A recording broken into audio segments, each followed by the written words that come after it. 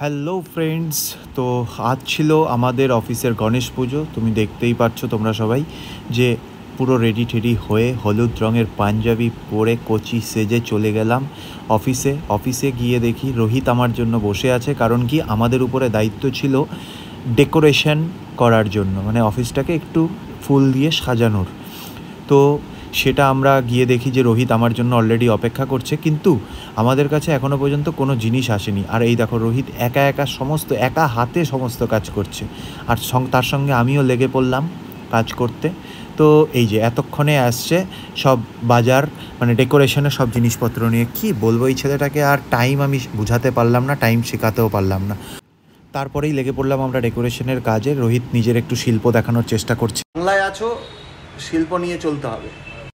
এই যে একটা সবচেয়ে সুন্দর জিনিস দেখাই, এই যে টেকনিশিয়ান এখন সে বক্স ঠিক করছে, সেই আবার কিছুক্ষণ পরে পুরোহিত সেজে চলে আসবে আমাদের অফিসে পুজো করতে। তো আমাদের ডেকোরেশন অলমোস্ট সাজানো শেষ হয়ে গেছিলো। তো গণপতি বাপ্পাকে আমাদের সিংহাসন থেকে উঠিয়ে নিয়ে আমরা এখন পুজো যেখানে আমরা অ্যারেঞ্জমেন্ট করেছি সেখানে আমরা বসাবো। এই দেখো, পুরো একদম অ্যারেঞ্জমেন্ট করে আমরা বসালাম। এই যে কিছুক্ষণ আগে আমি বললাম যে টেকনিশিয়ানই আমাদের পুরোহিত, মাল্টি ট্যালেন্টেড ছেলে। তো যাই হোক, এই আমরা সমস্ত কিছু অ্যারেঞ্জমেন্ট করে নিলাম। এই দেখো কেমন লাগছে, তোমরা অবশ্যই জানিও আমাদের এই ডেকোরেশনটা আর এই সাজানো। যতটুকু আমাদের তরফ থেকে, মানে যতটুকু আমাদের থেকে হয়েছে আমরা করেছি। তো জানি না, এখন গণপতি বাপ্পাই সবচেয়ে ভালো বুঝতে পারবে আর বলতে পারবে। তো যাই হোক, আর এই দেখো শুভম আমাদের এদিকে কাজকর্ম চলছে, কিন্তু ও এদিকে কাজ নিয়ে ব্যস্ত। তো অনুপমকে একটু শঙ্খ বাজাতে বলছিলাম, অনুপম শঙ্খ বাজিয়েছে, একটুখানি শুনে নাও। বাজা ভদ্রমতো, হ্যাঁ বাজা। একটা দায়িত্ব দিচ্ছি, সেটাও করতে পারিস না। ওই দেখ পারেই না শঙ্খ বাজা, ওই দেখ আবার জল লাগবে। ও